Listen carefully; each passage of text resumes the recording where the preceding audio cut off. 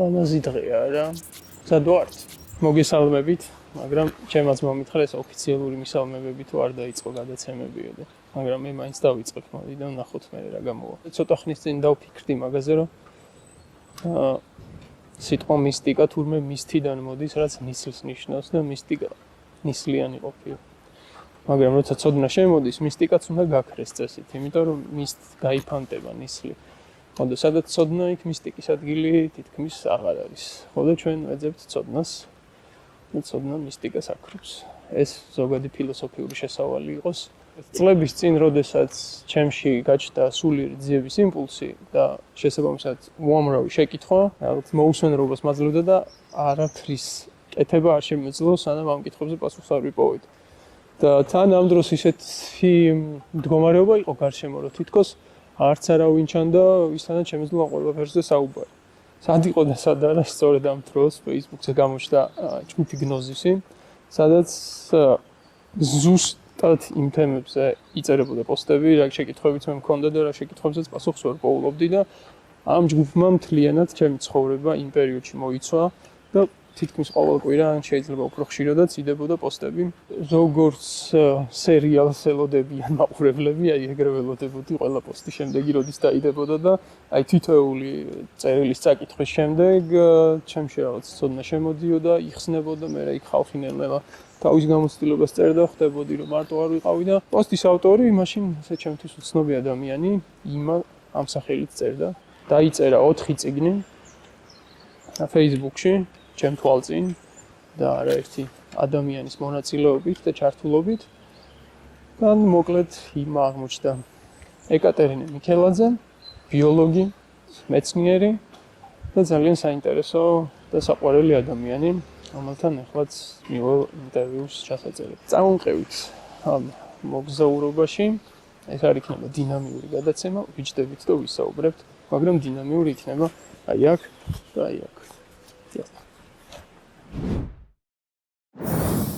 მადლობა ჯერ მარტო იმისთვის რომ ინტერვიუს დავხდეთ და იმისთვისაც რომ ხელა შრომაც გაწია მოკლედ ძალიან მიხარობდა ხა რაღაც შესავალში საუბრობდი რომ მართლა სერიალებით ველოდებოდი ყოველ დღე ახალი თავი რო იდებოდა Facebook-ზე მაგითი ცხოვრობდი და ძალიან დიდი სიხარული შემოდიოდა რომ მომიყვეთ ხა თავიდან როგორ დაიწყო ყველაფერი რატომ დაიწყო და რა გზა გამოიარეთ თქვენ და გნოზისმა. ხო, როდის დაიწყო, კაი კითხვა, წინა ცხოვრებებში დაიწყო, მაგრამ ამ ცხოვრებაში დაიწყო ალბათ ბავშვობიდან. ბავშვობიდან აი მქონდა ეს შეგრძნება ეს ჩემ წიგნშიც არის აღწერილი, რომ მე მყავს ისინი, რაღაც სულიერი მასწავლებლები, აი ზუსტად ვიცოდი რა, რომ არიან რაღაც ისინი, რომლებიც აი მარიგებენ რაღაც ისეთ ცხოვრებისეულ რთულ სიტუაციებში მოდიოდა ეს რაღაცა ტელეპათიური აზრებივით და ეს ჩემთვის იყო ძალიან ბუნებრივი მდგომარეობა რა, რომ აი ოღონდ ძალიან ისეთ მხოლოდ გარდატეხის მომენტებში იყო ხოლმე თავიდან ბავშვობაში. და ვიცოდი რომ ამაზე არ უნდა მელაპარაკა, მაგაზე არც უფიქრდებოდი რატო არ უნდა მელაპარაკა. თან მეგონა რომ ავტომატურად რომ ალბათ ყველას ყავს ეს სულიერი მოძღვრები ისინი ან ჩემთვის რაღაცა ბუნებრივი თანდაყოლილი მოვლენა იყო და სიზმრები მქონდა ყოველთვის ძალიან განსხვავებული, ანუ სიზმრებიდან ხვდებოდი, რომ ძალიან ბევრ რაღაცას ვსწავლობდი აი სულიერ სამყაროზე, უხილავ სამყაროზე. და აი სადღაც 15 წლის ასაკში მარტო დავიწყე სახარების კითხვა. ფაქტიურად პარალელურად სახარებასთან ერთად ვივეკანანდას კითხვას დავიწყე და მახსოვს იმ პერიოდში სამოქალაქო ომი იყო და ჩვენი სახლი ხოსოლაკში იყო და პირდაპირ ჩანდა ეს როლები და ჩემთვის ფიქრობდი რომ ხანძარი თუ მოხდა რამე თუ მოხდა ჩვენ სახლს რამე რას უნდა დავავლო ხელი და ვიცოდი რომ აი უნდა დავავლო ხელი ვივეკანანდას სახარებას და პასპორტს ეს რავი რაღაცა ეს მქონდა გადანახული მაშინ ანუ ეს ქრისტიანობა და ვედური ცოდნა რაღაცნაირად ჩემთან პარალელურად მოდიოდა მაგრამ ქრისტესთან მქონდა რაღაცნაირად ძალიან ცოცხალი შეხება და ეს შეხება წამოვიდა თავიდან ძალიან ნეგატიური გამოცდილებიდან, იმიტომ რომ სიზმრებში წამოვიდა ძალიან აქტიური თავდასხმები ამ რაღაცა დემონური არსებების პირდაპირ ხედავდი ამას რაღაც ისეთი კოშმარები მქონდა, რომელიც მე ცოტა ცხადშიც გადადიოდა, ცხადში ისე კი არა რომ აი ჰალუცინაციები კი არ მქონდა რომ რაღაცას ვხედავდი, უბრალოდ ვგრძნობდი ძალიან ცხადად ვგრძნობდი რაღაცა უხილავ არსებას ოთახში ან ადამიანი თუ იყო რაღაცა შეპრობილი რაღაცა ეგეთი არსებით ანუ ჩემზე თავდასხმებს გრძნობდი ხოლმე მაგრამ განსაკუთრებით სიზმრებში ან კონტროლირებადი სიზმრები მქონდა ასე თუ ისე და ქრისტიანული ლოცვით შემეძლო ამ ეშმაკების გაღრა და ამ იმ შესაძლებლობას იმდენად ჩავებღაუჭე აი ბავშვობაში რა რომ ამ ეს ლოცვა გახდა რაღაცა ძალიან ჩემი ცხოვრების ნაწილი და ქრისტეც გახდა ჩემი ცხოვრების ნაწილი შესაბამისად. მაგრამ აი ეს გამოცდილება, ესეთი გამოღვიძების მოხდა. ჩემი პირველი შვილი პატარა იყო და მარტო ვიყავი სახლში და იყო აი ქრისტიანული დღესასწაული თუ შენდობის დღე. ტვერსასრუტით წმენდი ოთახს კორიდორში და უცებ მქონდა ესეთი შეგრძნება თითქოს აი თავში აი კეფაში რაღაცამ დამარტყა და ეს გამივარდა ეს ტვერსასრუტი ხელი და უცებ აი ამნეზირებულ ადამიანს რომ უცებ უბრუნდება მეხსიერება ესეთი რაღაცა დამემართა რომ ვაიმე მეთქი აქ რას ვაკეთებ და ეს აქ ოღონდ იგულისხმებოდა ის კი არა რომ ჩემთვის ის არის ეხაც ვღელავ ხოლმე მაგ რომ ახსენდება ის კი არ არის რომ აქ ამ სახლში ან ამ ოჯახში ან ამ ქვეყანაში აი ამ მატერიალურ განზომილებაში, დედამიწაზე, ამ პლანეტაზე, ამ სამყაროში რას ვაკეთებ, როცა ჩემი სახლი საერთოდ სხვაგან არის, ჩემი ოჯახი, ჩემი ახლობლები სხვაგან არიან და იქ უნდა დავბრუნდე. და აი ეს შეგრძნება, რომ სახლში ვარ დასაბრუნებელი, ისეთი მწარე იყო, ისეთი ძლიერი და ცოცხალი იყო, აი წარმოიდგინეთ, რომ უცებ დაკარგეთ მეხსიერება და სხვა ქვეყანაში ხართ, არ გახსოვთ თქვენი ოჯახი, მშვენივრად ცხოვრობთ და უცებ რაღაცა დაგიბრუნდეთ მეხსიერება და გაგახსენდათ, რომ ოჯახი, შვილები რაღაცა, ხო აი როგორი სტრესია და აი ესე გამახსენდა, რომ თან აი თითქოს დავინახე ეს თეთრებს ჩაცმული ადამიანები, არ ვიცი შეიძლება სიმბოლური იყო, მაგრამ ქრისტეც დავინახე მათ შორის და აი მივხვდი, რომ აი ჩემი ოჯახი სადღაც არის ეს სულიერ განზომილებაში აი ჩემი სამშობლო, ჩემი ხალხი და იქ უნდა დავბრუნდე. არ ვიცოდი რა გავაკეთებინა და ქრისტეს ხატი ავიღე და ესე დავჯექი და მეთქი იქამდე არ დავხუჭავ თვალებს და შევხედავ ქრისტეს ხატს. სანამ კიდე უფრო მეტი არ გამახსენდება. ხო და 2012 წელს მქონდა აი რასაც აღწერილია ჩემ წიგნში შეხვედრა ქრისტესთან. ეგეც აი დემონური თავდასხმის დროს მოხდა. მე ამ იესოს ლოცვით ვიგერიებდი, ამ იესოს ლოცვას ვიმეორებდი, სანამ ვამბობდი იესოს ლოცვას, ის ვერ მოდიოდა ჩემთან ახლოს, მაგრამ ამ სიზმარ სიფხიზლის ზღვარზე ისეთი მდგომარეობაა ძალიან ფაქიზი, ანუ რაღაც მომენტში შეიძლება ჩაგეძინოს, თუ დაგეღალა გონება, ან პირიქით აბსოლუტურად გამოფხიზლდე, ხო და მე ძილისკენ წავედი, იმიტომ რომ გვიანი იყო, დაღლილი ვიყავი და ანუ გრძნობდი რომ უკვე აი ეს დამეძინება ამას ლოცვას გავაჩერებ და ეს არსება რაღაცა ანუ რაღაცნაირად შეეძლოთ ხოლმე აი ეს შენს ხელში გაივლიდნენ ხოლმე რა თავდასხმების დროს და გართმევდნენ ენერგიას. ეგ იყო ხოლმე ყველაზე ცუდი გამოცდილება რაღაც ესეთი ცივი მისავით მოდის აი გეგონება კანი აგაცალეს და პირდაპირ ეს კანზე გეხებიან რა, ანუ ეს დემონური არსება თუ მოგიახლოვდა ძალიან ცუდი შეგრძნებაა. ამ მომენტში მოკლედ ძალიან ესე სასო წარკვეთილად თხოვდი ქრისტეს დახმარებას და უცებ ანუ დავინახე რომ ჩემ წინ ზის. და დავინახე, აი ისე კი არა რომ აი როგორც რეალურად აი როგორც შენზე ხარ რა, ეხლა ჩემ წინან და მივხვდებოდი რომ ეს რაღაცა პარალელური განზომილება გაჩნდა, აი თითქოს კიდევ ერთი კადრი რო დაადო რა, აი ამას რასაც ხედავ. და ეს კადრი ოღონდ ისეთი კია თან არის აბსოლუტურად რეალური, ანუ კიდევ უფრო მეტად რეალურია ვიდრე ჩვენი რეალობა, ეგ არის პარადოქსული რომ თითქოს ისეთი მყარი არ არის, ანუ შენ აი ფერებიც არის რეალობაში, ამ ფერებს აღიქვა, მაგრამ ეს ფერები თითქოს ინფორმაცია ფერზე და არ რეალურად ფერს ხედავ. აი მაგალითად ხედავდი რომ რაღაცა თეთრი ტანსაცმელი ეცვა ქრისტეს, მაგრამ ინფორმაცია მოდიოდა რომ თეთრი ტანსაცმელი ეცვა, აი ვერ გადმოგცემ. სხვანაირია ეს. მაგრამ აღქმა რომ აი ეს პარალელური სულიერი განზომილება არის რეალური, არის ძალიან მძაფრი. სრული შეგრძნება რომ ეს სულიერი განზომილება ბევრად უფრო რეალურია ვიდრე ჩვენი, აი რომელსაც აი ესე ვართ მიჩვეულები. და ნუ რაღაცა ესეთი საუბარი შედგა ჩვენ შორის, აი რა წიგში მაქვს აღწერილი. ანუ ეგ იყო კიდევ ერთი გამოცდილება, რომელმაც შემცვალა საერთოდ. მივხვდი რომ უკვე აღარაფერს აღარ მეშინია ცხოვრებაში, იმიტომ რომ აი რისი უნდა გეშინოდეს რა, სიკვდილი არ არსებობს, ქრისტე არსებობს, ანუ შეიძლება ლოგიკურად ვიღაცამ დაგიმტკიცოს რომ ან არ არსებობდა, ან ისეთი არ იყო, ან ესეთი, მაგრამ არსებობდა და არსებობს და ისეთია როგორი თავეჭდილებასაც ქმნის სახარების წაკითხვისას, ანუ ეგეთია როგორცაც აღწერენ და რეალურად არსებობს. ანუ მე მივხვდი რომ მე შემილია ჩემი ცხოვრებით ეს პლუს კიდე დავამოწმო. ამას ვერ დაამოწმებ რაღაცა ლოგიკური მსჯელობებით, აი მარტო შენი სიმართლის თქმით, შენი გამოცდილების გაზიარებით. თვითონ წერის პროცესი როგორი იყო? აი ეს წლები ხო, რაც წერდი, ფაქტურად ღამეები არ მეძინე.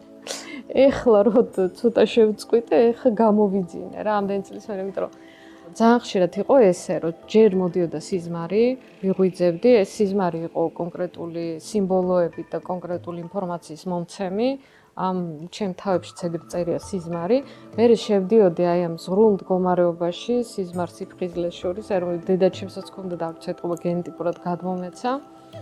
ამ შუალედურ მდგომარეობაში უკავშირდებოდი მიქაელს, რომელიც ჩემი უშუალო წინამძღვარი იყო ამ პროცესებში.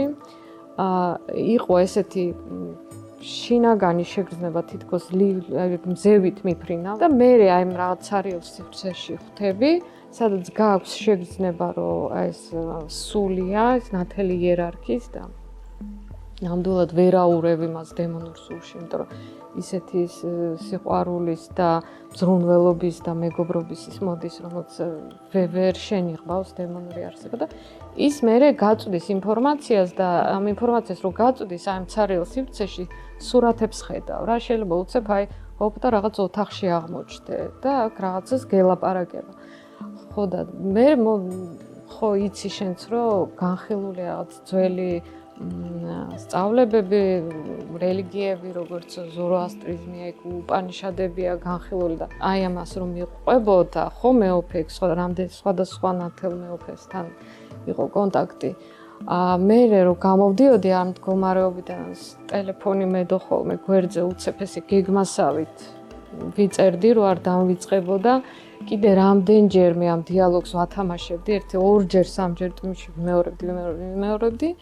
მე ვიძინებდი დღისით რომ ვდგებოდი, რაღაც მომენტში ვიწყებდი წერას, განსაკუთრებით როდესაც რთული იყო აი წიგნების განხილვის დროს, ხო, იქ წიგნიც უნდა გადამეშალა წერის დროს, მეპოვა ეს რაღაცა კონკრეტული ციტატა, ის ციტატა კი მახსოვდა.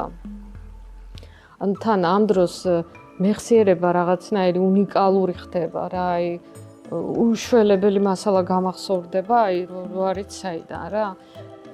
წერის პროცესშიც განსაკუთრებით თუ ჩემ ოთახში ვიჯექი უხმოვდი ხოლმე მეუფის თანამყოფობას და ამას მე გრძნობდი, რომ ოთახში არის ეს თანამყოფობა და ესეც საკმაოდ რთული იყო, იმიტომ რომ აი ძალიან დიდ ენერგიას მაცლიდა რა პერიოდულად, აი ხანდახან წერდი, კი გაგრძელებაც მახსოვს, მაგრამ უკვე ვეღარ წერ, ვიძინებდი, მე ვიღვიძებდი, ისე ვაგრძელებდი წერას.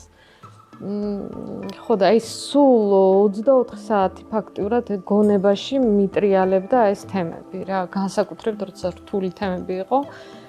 სულ მანდ ვიყავი რა, ჩემი ცნობიერებდა გონებით და თან ეს რაღაცა სიარულის პრობლემები რო გამიჩნდა და ეს სამსახური ჩამეხსნა და ესე მოხდა რომ სახში ჩავჯექი. ანუ ამან ხელი შეუწყო ამ ყველაფერს რა, იმიტომ რომ დრო გამომითავისუფლდა, რომ აი ამ ყველაფერზე მეფიქრა და ამაში ყოფილიყავი ბოლომდე ჩართული. ეს სიარულის პრობლემები ვფიქრობ, რომ აი ნაწილი იყო თვითონ ჩემი სულის კონტრაქტი იყო ეგეთი რა, ანუ ეს არ არის კარგი რაღაცა, მაგრამ ისე მიდიოდა ჩემი ცხოვრება, რომ ახლა მეცნიერი ვარ და თანკვლევით მეცნიერებაში ვიყავი და ეგ რაღაცა ლექციების კითხვა, პროექტების კეთება, თან ორი ბავშვი, კი პარალელურად ეს სულიერება ხო ეს ჩემი ნომერ პირველი ინტერესი იყო, მაგრამ ფიზიკურად მაგის დრო არ რჩებოდა. მაგის დრო რო გამჩენოდა, უნდა მომხდარიყო რაღაცა სასწაული, რომ აი ეს ყველა პასუხისგებლობა დაწყებული, რომ ბავშვი ყავს სკოლაში, წასაყვანი, წამოსაყვანი, იქ რაღაცა საყიდელი, მოსატანი, საჭმელი რაღაცეები, რომ ეს ყველაფერი ჩამოხსნოდა, ხო და ესე თან მაშინაც აი სიზმარში გამაფრთხილეს, რომ ნუ გეშინია საშინელი არაფერი არ მოხდება, ესეთი ფრაზა იყო რა და თავიდან ვერ მივხვდი რომ აი რა უნდა მოხდეს საშინელი და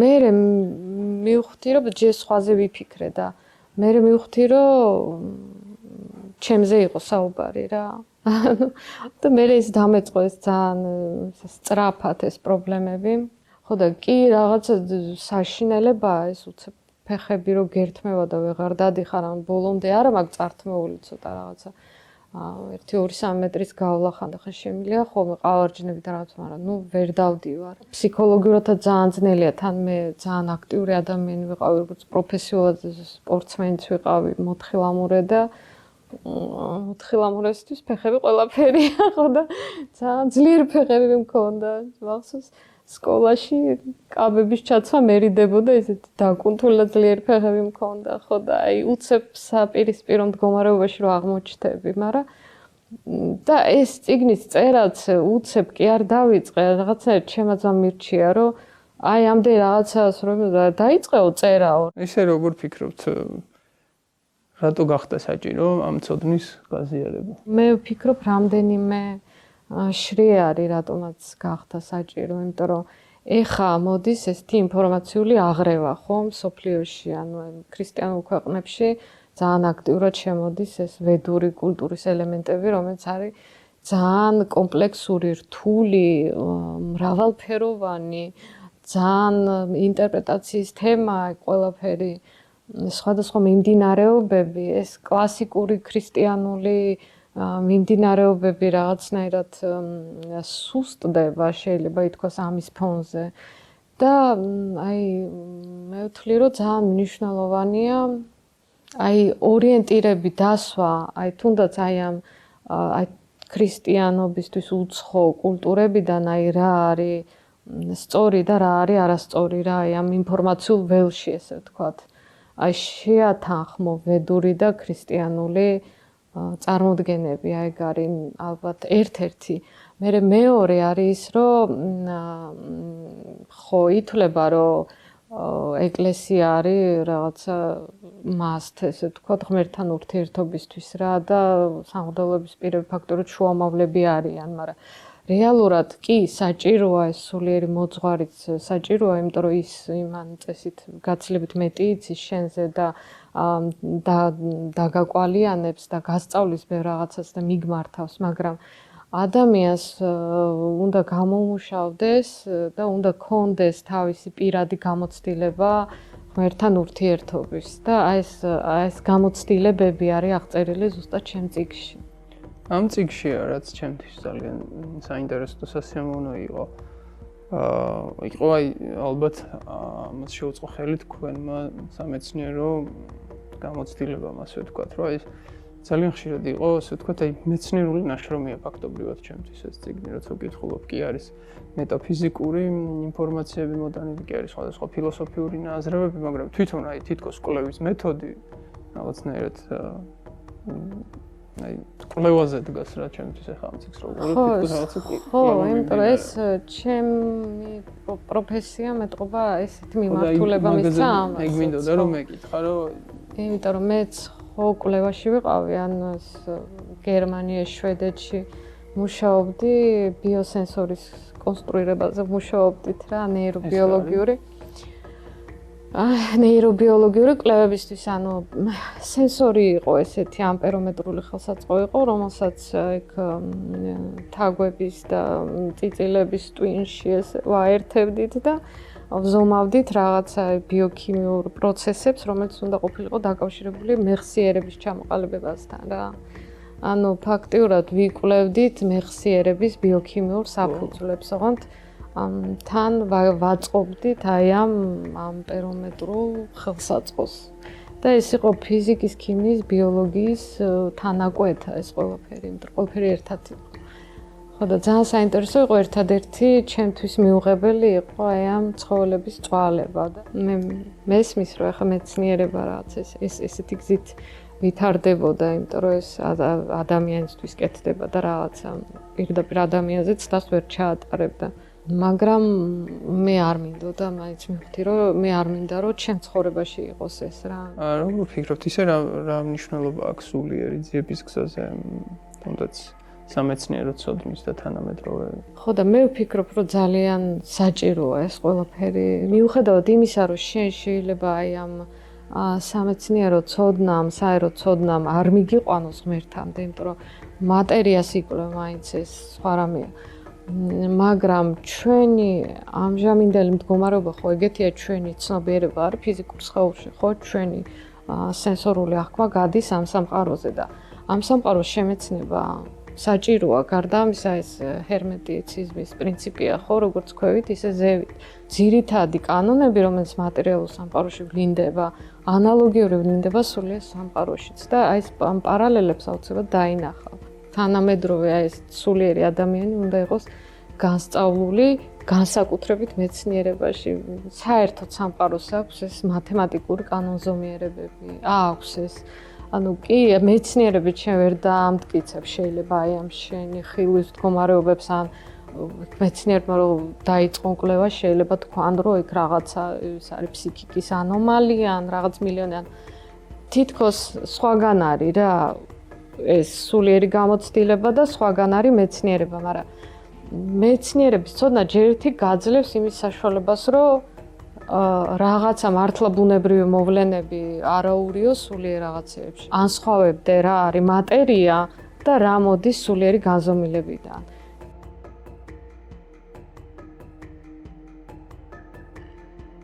ესე იყო, რომ ჩემი პირველი შეხვედრა მეუფესთან იყო ქრისტესთან და ქრისტემ გადმომა მისამართა მიქაელ მთავარანგელოს, ვისაც ვეძახით, ანუ ეს სულიერი არსება, ერთ-ერთი სულიერი მასწავლებელია ადამიანებისთვის, თუმცა ამ მის მხარეს ნაკლებად იცნობენ, იმიტომ რომ ჩვენთან უფრო როგორც დაცვის ანგელოზია ცნობილი და ეს აბჯარში და რაღაცა ჩაცმული, რეალურად არის დიდი სიბრძნის მატარებელი არსება. ხო და ამ სულთან მე ბევრი ინკარნაციის მანძილზე მქონდა კონტაქტი და ესე მოხდა, რომ ამ ეხლაც, ანუ მასთან მოხდა დაკავშირება, თუმცა და მან გამომატარა მთელი ეს საფეხურები აი ამ სულიერი გამოცდილებების და ფაქტურად მისი გადმოცემულია ეს ცოდნა მაშინაც კი როცა სხვა მეუფეებთან მქონდა შეხვედრა, ისიც თან ახლდა ყოველთვის ამ შეხვედრებს. საინტერესო კიდე ის იყო ჩემთვის, რომ შეუძლიათ ბევრ ადგილას ერთდროულად ყოფნა. კი, შეუძლიათ ბევრ ადგილას ერთდროულად ყოფნა და აი ადამიანი რო იწევს თანამყოფობას თითქოს შენ გვერდით არის, ხო? ეს არ ნიშნავს, რომ აი შენ დაყვება იმისავით რა, ჭრდილივით, ხო? ან ეს რეალურად მათ აი ჩემ წიგნშიც არის აღწერილი ეს ცნობიერების ფრაგმენტაცია რა არის რა, ანუ თავის ცნობიერების ნაწილს ტოვებენ თითქოს შენ გვერდით, ანუ შენ აურაში შემოაქვს თავის ცნობიერების ნაწილი და ეს აღიქმება შენ მიერ როგორც მათი თანაყოფნა, ანუ თითქოს გვერდით არის, მართლა არის გვერდით, იმიტომ რაღაც ცნობიერების ნაწილი აქვს დატოვებული. ეს ცნობიერების ფრაგმენტაცია რო შესაძლებელია, ანუ ცნობიერება რო ბევრ განზომილებაში კონდეს ერთდროულად რა, ეს შეუძლიათ მაგათ რა მრავალ განზომილებიანი ცნობიერება აქვს და აღმოჩნდა რომ ადამიანს შეუძლია მის გაკეთება, ანუ მეც განმაცდევინ ეს გრძნობა, აი ეს რო აღწერილი მაქვს რომ ეს ბუზი რო დადიოდა, შენ მაშინ ჯერ კიდე დავდიოდი უკვე ცოტა მიჭირდა, მაგრამ დავდიოდი და სამსახურის ვერანდაზე მეტლახზე ესე დადიოდა ბუზი და უყურებდია თან ჩაის ვსვავდი და უცებ ვიგრძენი რომ ჩემი ცნობიერების ნაწილი ამ ბუზის სხეულში შევიდა და დავიწყე ამ ბუზის თვალებით დანახვა. ფაქტი ის იყო რომ ჩემი ცნობიერება ორად გაიყო, ანუ თან ვიჯექი და ჩაისვავდი და აქაც ვიყავი და თან იქაც ვიყავი. და თან აბსოლუტურად კომფორტული იყო ეს მდგომარეობა ჩემთვის განა რაღაცა ის შემექმნა დისკომფორტი რო ორად გავიყავი. ხო და ახლა წარმოიდგინე ეს მაღალი რანგის სულიერი არსებები მაგათთვის ეს ძალიან ჩვეულებრივი და ბუნებრივი რაღაცაა. ამიტომ არის რომ აი ქრისტეს მაგალითად შეუძლია აი რამდენიმე როცა ლოცვებში მას მოუხმობენ პარალელურად თანამყოფობა მიულინოს ბევრ ადამიანს და რეალურად მისი დანიშნულებაც ეგ არის სულიერი, რომ აი ამ ბევრ ადამიანთან თანამყოფობით შეიკრას ეს ქრისტესეული ცნობიერების მდგომარეობა ადამიანებში, ანუ წამოწიოს ყველა. ანუ ეს შეწუხება არ გამოდის, ხო? არ არის შეწუხება, პირიქით. და ყველა ადამიანს ხავს მფარველი ანგელოზი როგორ ფიქრობ? ყველაზე ალბათ ეხა ძნელია თქმა 8 მილიონი რაღაცა. აი ხო, მაგას მეკითხებიან ხოლმე და არ მაქვს ამაზე ესეთი ცალსახა პასუხი. მე ვფიქრობ, რომ აი ქრისტიანულ ეგრეგორში, აი ქრისტიანულად ვინც ინათლება, აი მონათვლის დროს მართლა რაღაცა იმას, იმიტომ რომ მე ნანახი მყავს აი ამ სიზმარხილოებში ანგელოზები, რომლებიც მუშაობდნენ ადამიანების დაცვაზე რა. აი ესე ძალიან ჩვეულებრივად გამოიყურებოდნენ, აი წითელი კეპკა ქონდა და რაღაც ადამიანის გარეგნობით იყო ძალიან, მაგრამ ანგელოზი იყო. მიქაელის და საქართველოს კავშირზეც თუ შეიძლება რომ ვისაუბროთ ერთი-ორი სიტყვით, იმიტომ რომ წიგნში არის აღწერილი, რომ არის აღწერილი მისი სხივი რას ნიშნავს. არ მინდა რომ ეს იყოს არასწორად გაგებული, იმიტომ რომ ჩვენ ხო ცოტა მიდრეკილება გვაქვს ზოგადად ქართველებს ცოტა ისეთი ეროვნული ამპარტავნებისკენ. რომელიც ცოტა პატარა ერის კომპლექსშიც გადადის, მაგრამ რეალურად აი ეს ყველაფერი რო გადავაგდოთ, აი ეს გველეშაპთან მებრძოლი რაინდის არქეტიპი, რომელიც ქრისტიანობამდე ძალიან დამკვიდრებული იყო საქართველოში, ხო, მთების რეგიონებში განსაკუთრებით და ეს წმინდა გიორგის იმაში გამოიხატა და დღემდე ეს მთებში წმინდა გიორგის სახეხატი არის შერწყმული წარმართულ სახეხატებთან, რომლებიც ფაქტურად წარმოადგენენ აი ამ გველეშაპთან მებრძოლი რაინდის არქეტიპს რა. და ეგ ძალიან ძველი დროიდან მოდის და ეგ არის დაკავშირებული ამ მიქაელის იერარქიულ შტოსთან და ეს ძველი სიმბოლოა ნიშნავს საერთოდ აი ქაოსის ძალებთან მებრძოლ სულს, რომელიც წესრიგს ქმნის ქაოსიდან და ანუ სინათლის მეომარია რა, სინათლის ძალაა და ეს მისი იერარქია და მისი ენერგეტიკა არის ამ რეგიონზე. ამიტომ არის რომ ეს წმინდა გიორგი არის ქართველებისთვის ერთ-ერთი ყველაზე მნიშვნელოვანი ფიგურა და მთებში საერთოდ უფრო ძლიერიც კი ვიდრე ქრისტე და ეს გამოვიდა, იმიტომ რომ ეს რაღაცნაირად ქვეცნობიერად ახსოვს ხალხს. აი რაღაცნაირად ჩვენთან ახლოს არის ეს არქეტიპი რა, იმიტომ რომ ეს არის რაღაცა ბოროტებასთან, უსამართლობასთან მებრძოლი რაღაცა ძალა.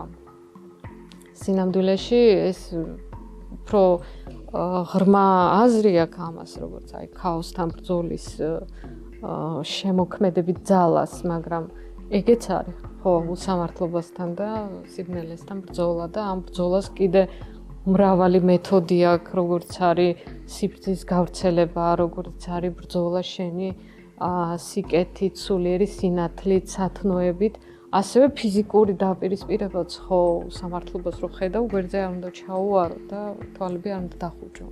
შენ თვალწინ თუ ვიღაცას ცემენ, აუφ მე ამაზე მაღლა გავარ, ესე არ უნდა მოიქცე, ანუ მრავალშრიანია. და უფრო გულისხმობს იმას, რომ აი შენ ხარ ნათელ მხარეზე, ნათელ ძალზე და აი ის ესეთი ენერგეტიკის გაპიროვნება ღვთაებრივი ძალიან სწრაფად აგროვებს სინათლეს ადამიანის სულში. ეს ფოკუსი იყო ამ ტერიტორიაზე, ეს იყო დაკავშირებული თვითონ პლანეტის რაღაცა თავისებურებებთან, მოკლედ ეს აღწერილია ჩვენ წიგნში და ასევე დაკავშირებული იყო ენასთან და დემიურგიის პროცესი, შემოქმედების პროცესია. ღვთაებრივი სულები როგორც ქმნიან რაღაცა სულიერ განზომილებაში და მე ის ხშირად მანიფესტაციას ახდენს ფიზიკურში, ესე პირდაპირ არა რომ აი ჰაერიდან რაღაცა გაჩნდეს, მაგრამ ესე ახდენენ გავლენას სულიერი არსებები ფიზიკურ განზომილებაზე, ან თავისი მენტალური დემიურგიით, იმიტომ რომ რეალურად ყველაფერი არის ფიქრი, ანუ ჩვენ აი ხო თვლიან რომ რაღაც შესაძლოა კომპიუტერულ მატრიცაში ცხოვრობ. ჩვენ ცხოვრობთ მატრიცაში, ოღონდ ეს არის აზრობრივი მენტალური მატრიცა და არა კომპიუტერული. და ამ მენტალურ მატრიცაზე ეს სულიერი არსებები, როგორც ღვთაებრივი, ასევე დემონური თავისი მენტალური ძალით ზემოქმედებენ და მოკლედ დიდი ამბები ხდება, რაც ჩვენ საერთოდ გონზე არა ვართ რა. ხო და ერთ-ერთი მეთოდი იყო აი სიტყვით ბგერით შემოქმედება და არსებობს ესეთი ტერმინია ეს ღვთაებრივი ენა, რომელიც რაღაცნაირი ისიც სტრუქტურირებულია ამ გეომეტრიულ ფორმებში, ჰექსაგრამებში და ასე შემდეგ. და აი ეს არსებობს ეს რაღაცნაირი ღვთაებრივი ენა პირველადი.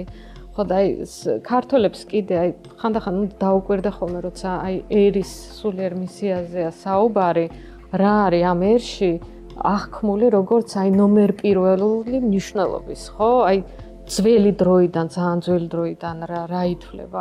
ხო, ეს საქართველოში იყო ეს დედაუფალის ცნება, რომელიც მერე გადაიზარდა ღვთისმშობლის წილხვედრობაში. ხო, ესე იგი ეს რაღაცა ღმერთის აი ქალური იპოსტასთან რაღაცა ძლიერი კავშირი გვაქვს, ხო, ჩვენ. ეს გველეშაპთან მებრძოლი რაინდის არქეტიპი, რომელიც ეხლა წმინდა გიორგის სახელი და ადრე იყო სხვა ღვთისმშობლების ხო, ადრე ღვთისმშობლებს ეძახდნენ და წარმართობაში, ანუ ესე ძალიან ძველი დროიდან. ასევე ენა ჩვენთვის არის ძალიან მნიშვნელოვანი და ქართული ენა ეხლა კი ძალიან სახეცვლილია, ბუნებრივია, იმიტომ რომ უამრავი სხვა ენიდან შემოსული ელემენტებია, მაგრამ თვითონ აი გენეზისი ქართული ენის ხო ძალიან რაღაცნაირი თითქოს სხვა შტოდან მოდის, არ არის ეს დავუშვათ ინდოევროპული ენების ოჯახი. ენის ელემენტებითაც მოკლედ არის აი მიქაელის იერარქიასთან დაკავშირებული ეს ყველაფერი. მედი მაქვს რომ ეს ჩვენი მებრძოლი ხასიათი და მებრძოლი სული რაღაცნაირად არ ჩაქრება ბოლომდე. წიგნშიც გაქვთ აღწერილი ეგრეთ წოდებული მეცხრე დონის ცნობიერება, მამის ცნობიერებას, რასაც ვეძახით. ეს არის მდგომარეობა, როდესაც აი აბსოლუტურად სუფთა ცნობიერებაში იმყოფები, ასე ვთქვათ, მე დავაკავშირე ეგ, რასაც აღმოსავლეთში ეძახიან აი სატჩიტანან და ეს არის, ასე ვთქვათ, იოგის მიზანიც პრინციპში ეგ არის, რა წიგნებში ეგრე აღწერენ ყოველ შემთხვევაში. და იმ ცნობიერების მდგომარეობიდან ყველაფერი არის თითქოს როგორც სიზმარი. ჩემ ცხოვრებაში მოხდა, რომ აი თითქოს ეგეთი გამოცდილება დამემართა, როდესაც მაგ ცნობიერებიდან დავინახე სამყარო და ზუსტად რამდენიმე დღეში თქვენ დადეთ თავი მაგის შესახებ, თითქოს ერთდროულად ხდებოდა ამ ინფორმაციის დალექვა შემოტანა და ჩემი პირველი რეაქცია მახსოვს ну, ძალიან დიდი რაღაცა სიხარულის აღტაცების და რო აი ვახ ილუზორულია ყველაფერი, ну, ეს სიზმარია აბსოლუტურად ყველაფერი ხარ რასაც ხედავ. ილუზორულია, ოღონდ ამ ილუზიის დონე გასხოვთ. აი ეგ იყო, ხო. ხო, აი რაც უფრო ახლო ხარ გამოვლენილი სამყარო, რაც უფრო ახლოა აი ამ სულიერ პირველ წყაროსთან არსებობს, ეგ იცნება, ну არსებობს ხო ეს სულიერი განზომილებები, მაღალ ვიბრაციული სულიერი განზომილებები. იქ რეალობის აღქმა არის უფრო ძლიერი, ვიდრე ჩვენთან, ანუ შენ თუ შეგიძლია აი მოგზაურობა სამყაროებში, აუცილებლად მაგას დააფიქსირებ რა, რომ აი ჩვენი რეალობა განსაკუთრებით სიზმრისეულია, მიუხედავად იმისა, რომ ეხლა ამას ასე არ აღვიქვ.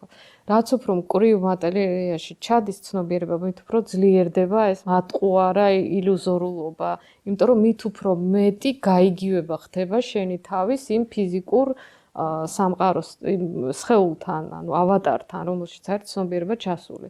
და აი მაღალ ვიბრაციულ სულიერ განზომილებებში თვითონ შენი ფიზიკური სხეულიც, ანუ გამოვლენილი სხეული შეიძლება რაღაცა ცეცხლოვანი ფორმა იყოს, მაგრამ რაღაცა ფორმაა მაინც, ხო? იქ არ ახდენ შენი თავის იდენტიფიცირებას იმ გამოვლენილ ფორმასთან. იქ იცი, რომ შენ ხარ მარადიული სული და აი ეს კონტაქტი აი ამ წმინდა ცნობიერებასთან გაქვს მუდმივი. და ამიტომ ხვდები, რომ შენ აი გამოვლენილ ფორმებში სადაც ხარ, აი როგორც კონტროლირებად სიზმარში, ხო? ხვდები, რომ სიზმარია და თან მოძრავ, აი ანალოგიური რაღაცაა რა და რაც უფრო მკვრივ მატერიალურ რეალობებში ჩადიხარ, აი როგორიც ჩვენია, ეს კავშირი პირველ წყაროსთან იკარგება და ამიტომ შენი თავის იდენტიფიცირებას აკეთებ ფიზიკურ სხეულთან და ძალიან დაუცველი ხარ ამ დროს რა, იმიტომ რომ ფიზიკური სხეული ძალიან ესეთია მოწყვლადი, შეიძლება დაავადდეს, მოკვდეს და მთელი შენი ყველაფერი არის დაკავშირებული, რომ ფიზიკურ სხეულს რამე არ მოუვიდეს და შენი საყვარელი ადამიანის ფიზიკურ სხეულს რამე არ მოუვიდეს, იმიტომ რომ ის არის მე. ანუ მთელი აზრი აი ამ წმინდა ცნობიერებას რაც ეძახი და რაც აი ანგელოზები მამა ღმერთის ცნობიერებას ეძახიან და ქრისტეს ასე ეძახდა, ხო? და აი ამ გამოცდილების მიღება, რომ აი ეს რაღაც მომენტში იგრძნოს ცნობიერება, გახვიდე ამ ცნობიერებაში არის რისთვის? აი ამ გამოცდილებას როგორც იღებ და უკან რო ბრუნდება შენი ცნობიერება ფიზიკურ სხეულში, უკვე ცოტა შეცვლილი ხარ რა, უკვე ცოტა ხვდები, რომ ეს ავატარია რა და მე ვთამაშობ იქიდან ამ თამაშს. გეცვლება დამოკიდებულ პრობლემების მიმართ, სიხარულის ტანჯვის მიმართ, ყველაფრის მიმართ ცოტა იცვლება თუ გახსოვს, რომ ხო აი მე ვთამაშობ და ის უბრალოდ ავატარია და მოკვდება ახალი მეყოლება. სხვანაირად თამაშობ, აი ეგ არის. ანუ ესეც ასე ვთქვათ თამაშია ეს ბრძოლა, რასაც ვამბობთ რეალურად თამაშია, მაგრამ თან არ არის თამაში, იმიტომ რომ რეალურად თვითონ ღმერთი ავლენს თავის თავს ამ ფორმებით რა, აი ეს ერთიანი ცნობიერება, რომელიც ამავე დროს ჩვენ ვართ და ჩვენ ეს ერთი არსება ვართ აბსოლუტური გონი. ანუ ამის უბრალოდ აი ეს მრავალმხრივად გამოვლენილი თავს ავლენს აი ბევრ განზომილებებში, ბევრ სამყაროებში, ბევრ ცოცხალ არსებებში და ეს თამაშია იმ ხრივ, რომ შენ უნდა გახსოვდეს შენი პირველ წყარო და რომ ეს დროებითი რაღაცა გამოვლინება და თან არ არის თამაში იმ ხრივ, რომ ეს ღმერთის გამოვლინებაა რა, ღმერთს აქვს აი აბსოლუტურ ცნობიერებას ორი ფორმა, განცხადებული და განუცხადებელი, როგორც უპანიშადებში წერია. ღმერთი ავლენს შენში ესე თავის თავს. და აი ეგ გაცნობიერება გვაქვს დასაბრუნებელი, მაგრამ ამის დაბრუნება არ ხდება მარტო გააზრებით. ეს გამოცდილება უნდა მიიღო ამასთან, აი ეს მისტიკური გამოცდილება უნდა მიიღო. და აი ქრისტიანობაში ამას აი რატო ითვლება, რომ ნამდვილი რწმენა ჩდება, როცა ღმერთი ეხება ადამიანს გულზე. იმიტომ რომ ეს ღმერთის შეხება გულზე, ეს არის ზუსტად აი გამოცდილების, მისტიკური გამოცდილების მიღება, რომელიც всё ცვლის, აი დაერთება, მოხდა და всё შეცვლის სხვა ადამიანი ხარ რა. აი მაგ გადმოსახედიდან თუნდაც ის ბრძოლა, ეს დემონური გამოვლინებებიც, ასე ვთქვათ, მაგ ფორმითაც ღმერთი ავლენს თავის თავს. კი, მაგ ფორმითაც ღმერთი ავლენს თავის თავს. უბრალოდ ეს არის ყველაზე მეტად ღმერთს დაშორებული ფორმები რა.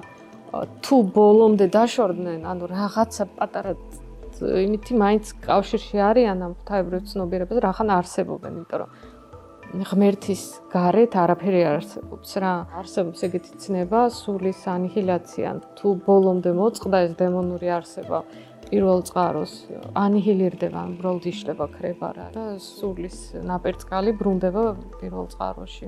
ეს ანიჰილაცია ალბათ ძალიან ტანჯველი ტანჯველი განცდაა, ხო, სულისთვის, იმიტომ რომ განცდა მარადიული სიკვდილის განცდა, ეგ სინამდვილეში წამებში ხდება, მაგრამ განცდა ეგეთი, იმიტომ რომ სული ზოგადად მარადისობის ცნებასთან არის დაკავშირებული. ძალიან დიდი მადლობა კიდევ ერთხელ.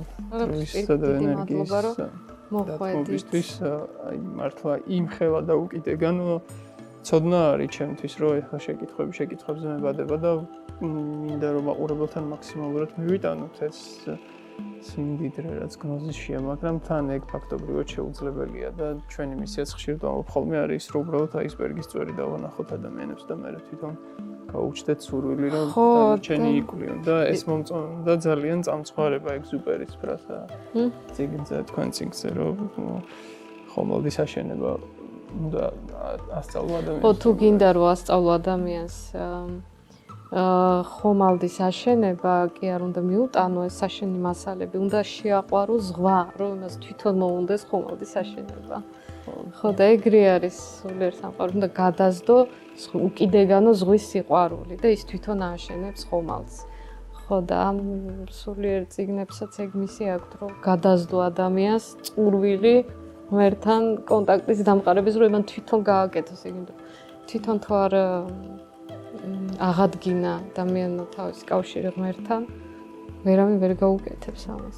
ამ კავშირის აღსადგენად განზრახვა არის ალბათ უპირველეს ყოვლისა, ხო?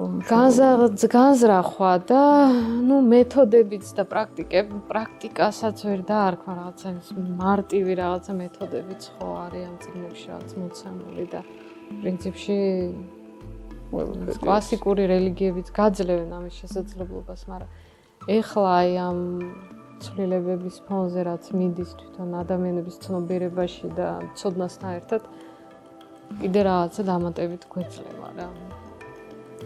მადლობა ძალიან დიდი მადლობა ამ სინათლის შემოტანისთვის.